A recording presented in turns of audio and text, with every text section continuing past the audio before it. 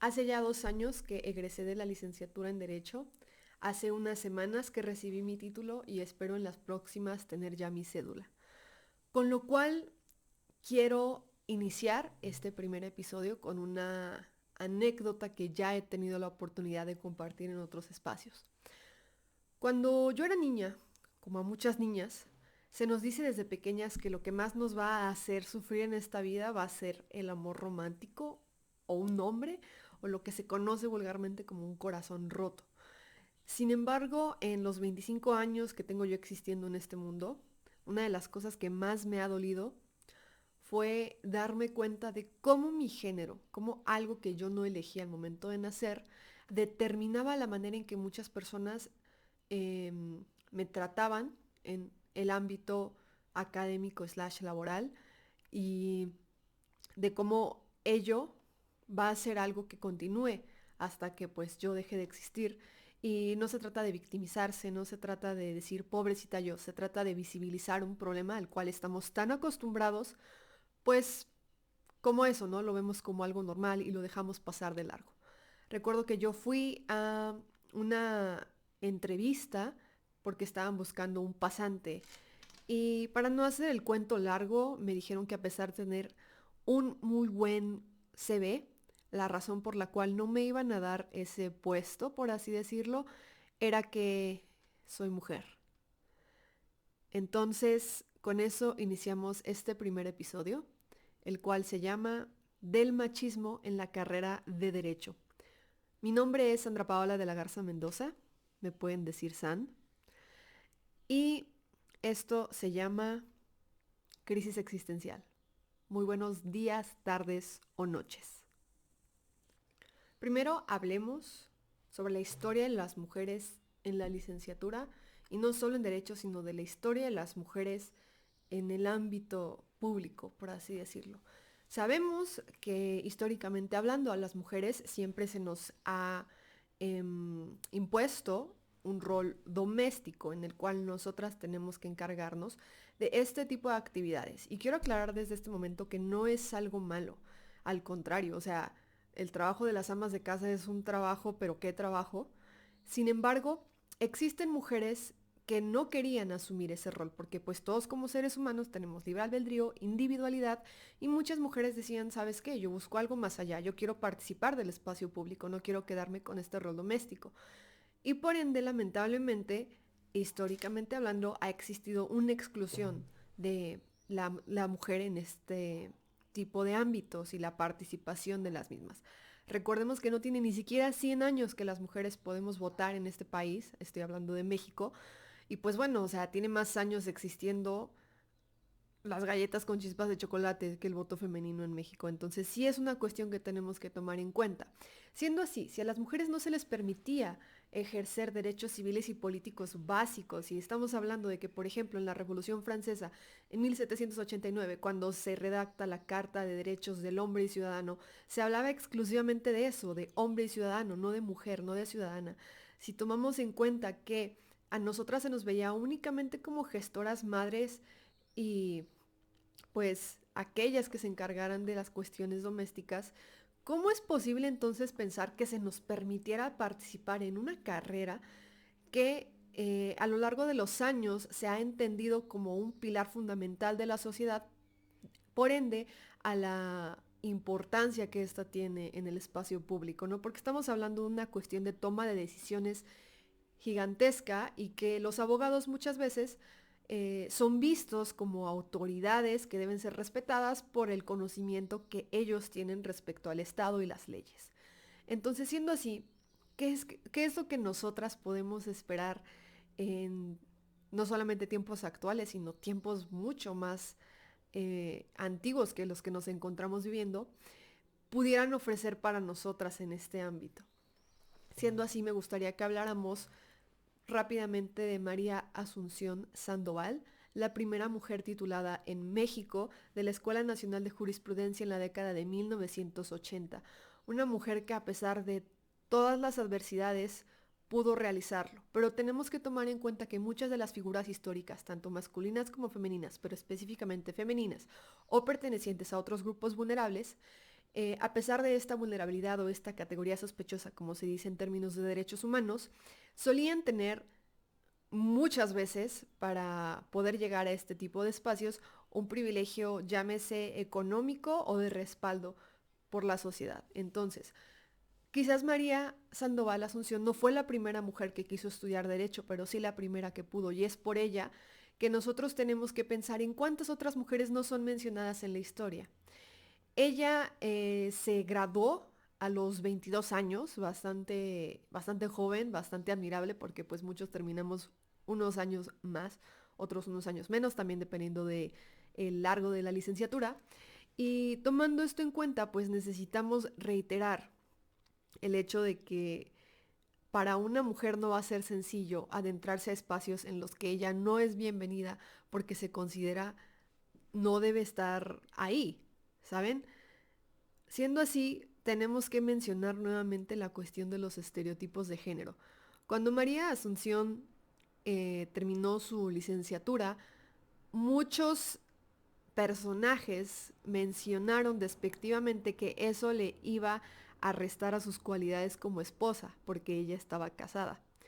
Y que decían que eso la iba a distraer, que eso no le iba a permitir poder desarrollarse como mujer y realizarse como mujer. Porque tomemos en cuenta que no solo en esas épocas, también actualmente a las mujeres se nos impone un camino de vida el cual muchas veces no todas las mujeres quieren aceptar. Reitero, no está mal que una mujer quiera ser ama de casa, ser madre. Lo que está mal es que le digas a las que no quieren que tienen que hacer eso simple y sencillamente porque son mujeres. Y también tomemos en cuenta que a pesar de que han pasado los años, esta, repito, es una licenciatura que se considera dominada por hombres. ¿Por qué? Reitero, tenemos que hablar un poquito más de la historia del derecho en general, ¿no? Em, una de las carreras que si a mí personalmente me preguntan me parece de las más bellas, pues en sustancia lo que busca es justicia, ayudar a los menos privilegiados. Lamentablemente, esto muchas veces pues no se entiende así. Y yo creo que si nosotros, por ejemplo, nos metemos a Facebook y buscamos después de algunos minutos alguna página de memes de abogados, pues vamos a encontrar imágenes que a veces son sátira y a veces son en serio, de cómo los abogados se ven, se entienden y se proyectan como seres inalcanzables, súper inteligentes, insoportables, y otra serie de adjetivos calificativos que no son tan agradables a primer momento.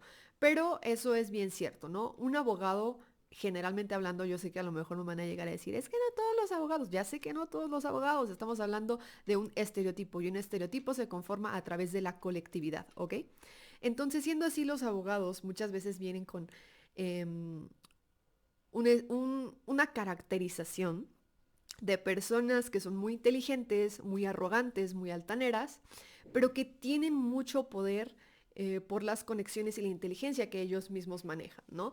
Recordemos que incluso a la fecha, a pesar de que existen nuevas profesiones o que muchas personas no quieren vivir con una profesión, en las familias tradicionales mexicanas se busca siempre que los hijos, especialmente los hombres, cursen una licenciatura con este tenor, ¿no? Quiero que mi hijo sea médico, quiero que mi hijo sea abogado, ¿no? No quiero que sea como diseñador gráfico, cosas que no se toman tan en serio porque por alguna cuestión la gente piensa que es más difícil ser médico o abogado que diseñador gráfico, cuando recordemos que existen diversos tipos de inteligencia y diversas circunstancias que le pueden hacer más fácil a alguien ser abogado que diseñador gráfico o cualquier otra licenciatura o forma en que alguien busque sustentar su vida o simplemente vivir y ser feliz, ¿ok? Entonces, tomando en cuenta que a los abogados en general se espera, ¿no? Y específicamente hablando de los litigantes, porque pues existen muchas ramas, de aquellos que van pues a los tribunales y que están en juicios y que dicen la objeción, su señoría, como vemos en las películas muchas veces, pues esperamos que sean hombres fuertes, ¿no? Hombres masculinos, hombres que llevan los pantalones, que toman decisiones, que no tienen miedo de alzar la voz y decir y mandar. Y entonces, ¿qué pasa cuando una mujer quiere hacer eso? ¿Qué pasa cuando una mujer cumple con estas características y no se adhiere a lo que muchas veces entendemos como estereotipos, ¿no? Lo que queremos o esperamos que como sociedad que una mujer sea, que sea sumisa, que sea linda, que sea femenina, que no alce la voz, que esté de acuerdo, que sirva, que cumpla con un rol doméstico. ¿Qué pasa con una mujer que se levanta, que se pone un traje, que no tiene pareja, porque muchas veces como mujeres se espera que estemos con una pareja, y que va y manda y grita y alza la voz y no tiene miedo de no caerle bien a todos y que no sonríe y que dice groserías, que toma alcohol, que a la vista se sale del molde que le hemos impuesto a lo largo de los años? ¿Qué pasa cuando una mujer es abogada? Y es una abogada que no es de aquellas que están simplemente en una oficina encerrada, que no estoy diciendo que eso esté mal.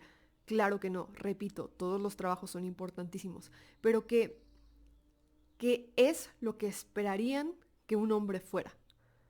Muchas veces es repudiada, muchas veces es em, rechazada, incluso vista como algo malo. Y lo podemos ver más allá del ámbito jurídico, también en otras profesiones, ¿no? Una arquitecta que sea mandona, una matriarca, ¿no?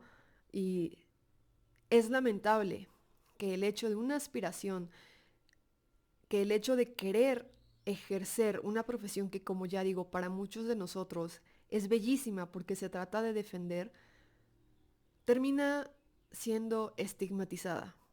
Y yo sé que actualmente eso no es algo tan común, pero de que el estigma sigue, el estigma sigue.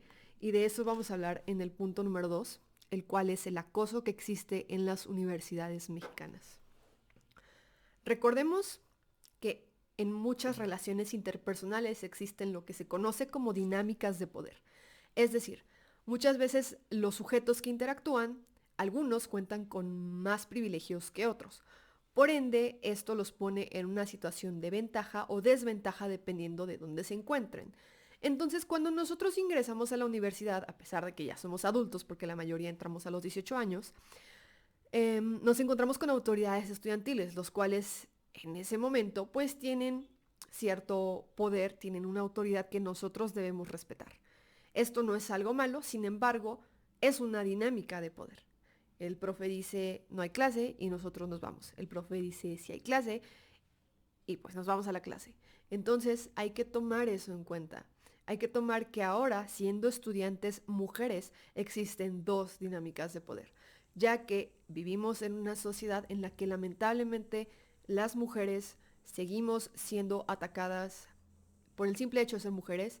De esto hablaremos posteriormente en otro episodio, ya que me refiero a los feminicidios. Y siendo así, eh, nosotras muchas veces no somos tomadas en cuenta o no se nos ve como igual que a los hombres. Eso también es una dinámica de poder. A las mujeres se nos ve como seres que somos más indefensos, que somos menos capaces, que necesitamos de ayudas extras, lo cual lamentablemente pues nos pone en esta desventaja y en esta segunda dinámica de poder. Y ahora hay que tomar otros factores. Por ejemplo, un estudiante que aparte venga de una posición económica precaria, un estudiante que sea foránea de la ciudad en la que estudia. Esto que va a sumar que, por ejemplo, ella no tiene un capital que le apoye para ser más autónoma, es decir, tiene que tomar transporte en lugar de moverse en su carro. Una estudiante que tiene que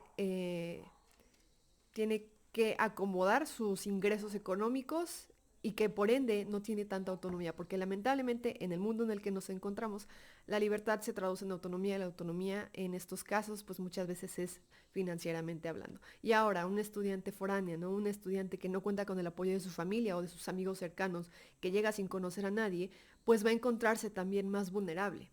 Entonces, esto que hace que lamentablemente muchos maestros identifiquen a este tipo de alumnas y se aprovechen de ellas. Yo creo que los que hemos estudiado nos hemos dado cuenta que existe pues una cantidad bastante considerable de profesores que se involucran sexual y afectivamente con las alumnas. Y yo sé que pueden decir, no, pero es que ellas también quieren, quien las obliga, como tú dijiste, son mayores de edad y ya son adultas. Pero hay que tomar en cuenta estas dinámicas de poder que he mencionado, Quizás si esa chica no fuera foránea y ahí vivieran sus padres y no tuviera problemas económicos, no se acercaría al profesor o no dejaría que él se acercara a ella para apoyarla a cambio de otras cosas. Si ella, por ejemplo, tuviera porque los privilegios vienen de todas las maneras, ¿no? Si ella tuviera más acceso a capital cultural, sabría que relacionarse con hombres que tienen la edad de su papá no es lo más correcto siempre, sobre todo por la etapa de desarrollo cognitivo en la que ella se encuentra, porque sí, a los 18 eres un adulto, pero aún, o sea, legalmente hablando, pero aún eres un adolescente pequeño que está desarrollando su personalidad y los valores con los que se quiere manejar en la vida y que aún no conoce muchas de las consecuencias de tomar este tipo de decisiones sin una previa reflexión. Entonces, eso es algo que hay que tomar en cuenta, que sí, quizás hay chicas que acceden, que dan un consentimiento, pero quizás es un consentimiento viciado, quizás es algo a lo que no accederían si no tuvieran ciertas carencias o necesidades que esto las apoya a cumplir. No sé, por ejemplo, repito, el tipo de carencias es infinita, no sé, quizás esta mujer, esta chica estudiante, es una madre soltera, tiene problemas emocionales, tiene baja autoestima y no es correcto, por donde lo veamos, aprovechar el espacio de vulnerabilidad de una persona para obtener algo que nosotros queremos a cambio, que esto es lo que muchas veces pasa en las universidades. Y hablando de ello, pues también tenemos que hablar de la negligencia universitaria, que es algo muy palpable y muy lamentable en nuestro país. Porque nosotros, repito, sabemos muchas veces que esto sucede. Sabemos que X profesor pasa a las compañeras y se van a tomar un café con él, o que incluso les escribe, les manda fotos, dice que pasa por ellas, etcétera, etcétera, etcétera. Pero también sabemos que nosotros no somos los únicos que lo sabemos. También sabemos que las autoridades universitarias están al tanto. También sabemos que muchas universidades universitarias han recibido quejas, han recibido llamados de atención por parte de los alumnos, por parte de colectivos, y que dicen, ¿sabes qué? Es que, híjole, o sea, necesito pruebas. No me lo puedes acreditar, ¿no? Y nos ponemos en plan de abogados de, no, es que un dicho no es suficiente. Y tenemos los tendederos, tenemos las manifestaciones pacíficas, tenemos las instancias en las que muchas veces acudimos de manera pacífica, por así decirlo, es decir, me voy a ir a derechos universitarios, voy a poner un tendedero, voy a hablar con la directora, voy a hablar con el rector, con el decano, y pues, no, ¿qué pasa? Nos ha tocado escuchar, nos ha tocado ver videos en Twitter, en Facebook, de profesores que dicen, es que si te hacemos caso y si corremos a este profesor, vamos a tener que correr a este otro. Y cuando nos demos cuenta, ya no vamos a tener maestros. Y entonces decimos, wow. O sea, están aceptando y están conscientes que existe una cantidad muy cuestionable de acosos en la escuela por parte de tus maestros. Pero pues ni modo, porque ellos enseñan y si los quitamos ya no tenemos profesores. O sea, ¿cómo? ¿Me explico? Es algo triste y es algo sabido. Y entonces les importa más la imagen que tienen como instituciones, les importa más las relaciones que tienen con estos abusadores que la integridad de sus alumnas y alumnos también a veces. Entonces, ¿qué es lo que nosotros hacemos posteriormente? ¿Qué opciones nos dejan cuando esto sucede? Pues es lo que posteriormente vemos manifestado, y discúlpeme la redundancia, en manifestaciones que no son tan pacíficas, ¿no? Nos encontramos con la iconoclasia o a veces incluso vamos ya a instancias gubernamentales, no vamos a la fiscalía, vamos al Ministerio Público, vamos a poner una denuncia, pero lamentablemente, y este será tema de otro episodio, a veces el sistema nos falla, nos revictimiza y es cero efectivo con las víctimas. Entonces, no es tan sencillo. Y yo sé que la carrera de derecho no es la única en la que esto sucede, pero lamentablemente como abogada y como estudiante y como compañera de amigas que han vivido esto, pues es algo que lamentablemente es tan palpable que no podemos dejar de hablar de ello. Y ahora también tenemos que hablar de, ok, ¿qué es lo que pasa si eres lo suficientemente privilegiada y afortunada para no haber vivido este tipo de acoso? Pero nos encontramos con la problemática que mencioné al principio. Que a veces por el simple hecho de ser mujer, aunque seas capaz, aunque seas eficiente, aunque cumplas con las características que se necesitan para poder realizar un trabajo, una actividad, una cosa que tú no elegiste como tu género, te va a traer problemas. Tenemos que hablar de la cuestión de la minimización de las mujeres en las prácticas y en las actividades de las universidades. Yo creo que es muy común, no solamente en la carrera de derecho, también lo he visto con amigas que estudian medicina o que estudian otras profesiones, que a veces a nosotras, y no se trata aquí de tener ¿cómo decirlo?, ¿no? De establecer un dogma académico que nos obligue a querer que se nos llame por nuestro título siempre, o sea, pero sí cansa y sí es triste darse cuenta que a los chicos, a los hombres, a los varones, desde primer semestre se les dice licenciado, ¿no? Y van aquí a los juzgados y qué padre, porque todos queremos eso, ¿no? Trajeados con nuestro portafolio, dispuestos a aprender, quizás no con el conocimiento, pero en proceso de, ya ellos sí los ven y desde primer semestre les dicen Lic, abogado, ¿cómo está usted? Y se los trata como se supone que debería de tratársenos porque estamos trabajando en ello. Pero cuando somos mujeres y a veces por X o Y razón, porque repito, las circunstancias de cada una de nosotras es distinta, vamos al juzgado como ya por quinto, sexto semestre, quizás un poquito más, un poquito menos, y vamos igual, con la misma actitud, con la misma formalidad, y nosotras somos la señorita, la muchacha, la niña, bonita, y todo menos la abogada o la licenciada. Y no se trata de que queremos que todas las personas nos digan así, ¿no? Que lleguemos a nuestra casa y nos digan lic. No, se trata de que nos den el mismo respeto que le dan a ellos, porque estamos haciendo lo mismo. Se trata de que no por algo que en ese aspecto, que en ese ámbito específicamente hablando, no, no da diferencias, que no por eso, pues, irónicamente se nos trate diferente, ¿no? Para ser abogado no necesitas tener cierta estatura o cierto peso o cierta fuerza. Solo necesitas, pues, la capacidad académica y cognitiva, por así decirlo. Y si bien el cerebro de los hombres y las mujeres no funciona igual, digo, aquí no me voy a meter tampoco mucho con ese asunto porque no soy médico, pero sí entiendo que hay ciertas diferencias. Técnicamente hablando, pues no es un impedimento el hecho de que una mujer sea mujer y que un hombre sea hombre para que los tratemos igual en el ámbito jurídico. Pero se hace lamentablemente, ¿no? Estás ahí a veces tú y vamos a hacer tal cosa y te ven y dicen, no, mejor mando a su compañero, ¿no? Y a veces una mujer tiene que esforzarse el doble porque como muchas veces, repito, a nosotras no tiene mucho que se nos dio la oportunidad de estudiar, se nos dijo, es que si tú lo vas a hacer, lo tienes que hacer excelente, porque si no, no habrá valido la pena que te haya yo dado esta oportunidad. Entonces, por eso muchas veces las mujeres sacamos muchos dieces, ganamos muchos premios, pero es lo que se espera de nosotras, porque, y no estoy hablando específicamente de mí, repito, esto es una cuestión colectiva, em, porque pues bueno, o sea, te estoy dando el chance de estudiar porque lo que deberías estar haciendo no es estudiar, sería estar casada, criando hijos o algo así. Entonces, a veces el esfuerzo que se hace como estudiante es el doble o el triple, porque lamentablemente por todas estas cuestiones, cuando nosotras vamos a la universidad y salimos en la noche, obviamente tanto hombres como mujeres estamos en peligro, pero no es el mismo peligro que vivimos ambos.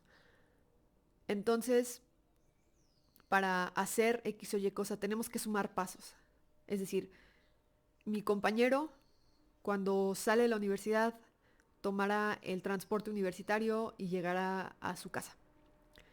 Y cuando yo y cuando yo salga de la universidad, igual tomaré el transporte universitario, pero aparte de tomar el transporte universitario al bajarme, tengo que tener listas las llaves y el gas pimienta y estar viendo hacia todos lados. Porque a pesar que, repito, ambos vivimos en el mismo peligro, ambos pasamos peligro, no es el mismo peligro. Y es triste, porque Repito, ¿no? Mi compañero se para y se pone su traje y va a la escuela a presentar un examen, porque a los abogados muchas veces se nos pide ir formales cuando son exámenes. Y se pone su traje y va. Y se siente excelente y estudia ella. Yo aparte de hacer eso, de estudiar para el examen, tengo que revisar que la falda no me quede tan corta para que el profesor no se me quede viendo las piernas y yo me sienta incómoda. Tengo que cuidar de no hacer contacto visual con él para que vaya a malinterpretar que quiero algo. Tengo que cuidar de que en el transporte igual yo me vaya cubriendo las piernas o quizás elegir otra ropa, pero ¿por qué tendría yo que estar pensando en estos pasos extra si se supone que es lo mismo? Eso es lo triste. Ahora, hablemos también de la precariedad laboral y el éxito académico, que esto es algo tristísimo e importante. Existen más mujeres estudiando derecho que hombres, y eso es un logro y eso es algo aplaudible. La fuente es de Jurídicas UNAM. Eh, y también en la universidad en la que yo estudié, en el campus, éramos más mujeres que hombres. Y a mí me daba gusto, decía, ok, ya no siento que estoy como un pez fuera del agua. Sin embargo, ¿qué pasó cuando acabé la carrera, no? Y cuando muchas acabamos la carrera. A pesar de que nosotras tenemos muchas veces éxito académico, nos encontramos con una lamentable precariedad laboral. Porque a pesar de que sacamos 10 y somos buenas estudiantes, no se cree que vayamos a ser buenas abogadas. Porque no te voy a mandar a ti a la diligencia, porque no te voy a dejar a ti litigar, porque es más peligroso, porque qué tal que te pasa algo, porque no eres tan inteligente, porque eres mujercita, porque etcétera, etcétera, etcétera, etcétera, etcétera. Entonces, lo que pasa es que tenemos universidades llenas de mujeres y juzgados llenos de hombres. Y repito, no está mal que los hombres litiguen, pero ¿qué pasa entonces con todas esas estudiantes que no están en los juzgados?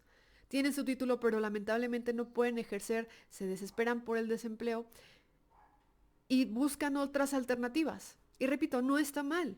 No es de a fuerza estudiarlo, perdón, trabajar de lo que estudiaste. Entendemos que la situación es súper difícil, pero muchas lo hicieron con esa intención. Muchas estudiaron con el sueño de ser abogadas y no lo pueden cumplir porque no se les toma en serio. Porque existen incluso vacantes en las que dicen es que si eres mujer no te vamos a contratar porque qué tal que te pasa algo y no queremos tener responsabilidad.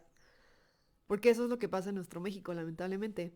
Y tenemos que nombrarlo para ser conscientes. Tenemos que dejar de decir, bueno, es que así pasa. No, es que esto pasa, pero ¿qué vamos a hacer al respecto? Mínimo hablarlo, mínimo concientizarlo, mínimo externarlo para que la gente sepa que esto es un problema y que es algo con lo que no estamos conformes. Y también hay que tomar en cuenta la cuestión de las ramas laborales. Las ramas del derecho. Existen muchas ramas, en general la privada y la pública, ¿no? En la privada nos encontramos con el derecho civil y derecho familiar, porque es la rama del derecho que se encarga de regular las situaciones que se dan entre individuos, ¿ok? Y la rama pública es donde se encuentra el derecho penal, que es lo que se encarga, que es la rama que se encarga de regular lo que pasa con el individuo y el Estado.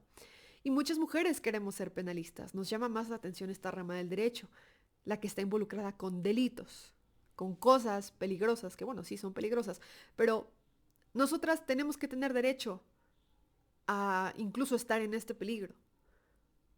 Porque sí, no es fácil y sí, lamentablemente somos más vulnerables, pero no podemos estar encerradas el resto de nuestras vidas en nuestras casas y no vivir para vivir, ¿me explico?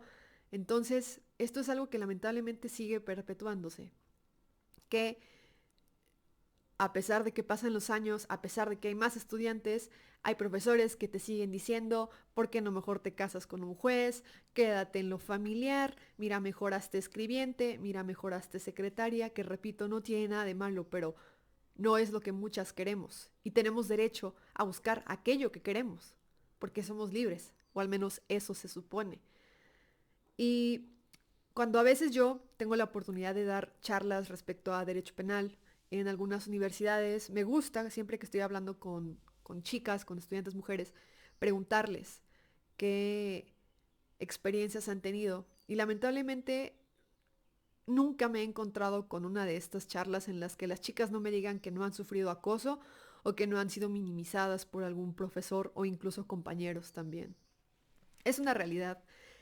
A veces no necesitamos tantas estadísticas, a veces el conocimiento empírico nos rebasa y pues ahí está, ahí está. Tenemos entonces que estar tomando espacios que nos pertenecen, así como lo hizo María hace tantos años, que la tuvo bien difícil. Nosotras ya no la tenemos tan difícil, afortunadamente, pero hay mucho camino por recorrer. Hay que hacer esto para que en un futuro las niñas que ahorita están en el kinder, pues ya no tengan que lidiar con lo que nosotros lidiamos. Nosotras, perdón.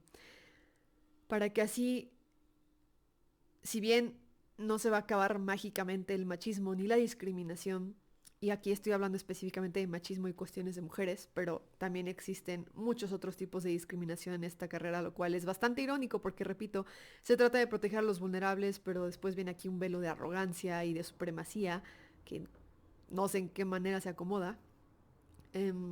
Pues viene a mermar un espacio académico, un espacio de conocimiento que se supone es para todos nosotros. Y no se trata de ser derrotistas, no se trata de venir a decir, ay, está horrible, no estudien derecho. Claro que no, estudien derecho. Si les llama la atención, estudienlo, háganlo, acérquense, vívanlo. Ahí está, y está para ustedes. Y pues las mujeres estamos tomando cada vez más espacios. Esta estadística, pues, de que hay más mujeres estudiando que mujeres ejerciendo, es un indicador. Sin embargo, pues vamos a comenzar a crear espacios que nos permitan realizar esto de una mejor manera y que hay que tomar en cuenta siempre, como les decía, que los privilegios y las circunstancias influyen, que hay mujeres que van a tener mejores oportunidades que los hombres porque tienen privilegios económicos, privilegios de color, lamentablemente en este país eso es algo que todavía existe, privilegios como acceder a capital cultural, como tener conexiones con la familia, un apellido que a veces, aunque suena a chiste o a novela, sigue siendo algo que importa. Entonces, eh, nosotras como mujeres no somos privilegiadas por ser mujeres, pero sí podemos ser mujeres con privilegios por otros factores. Y si nosotras identificamos esto, pues hay que utilizar los mismos para ayudar a quienes no, para crear espacios más seguros.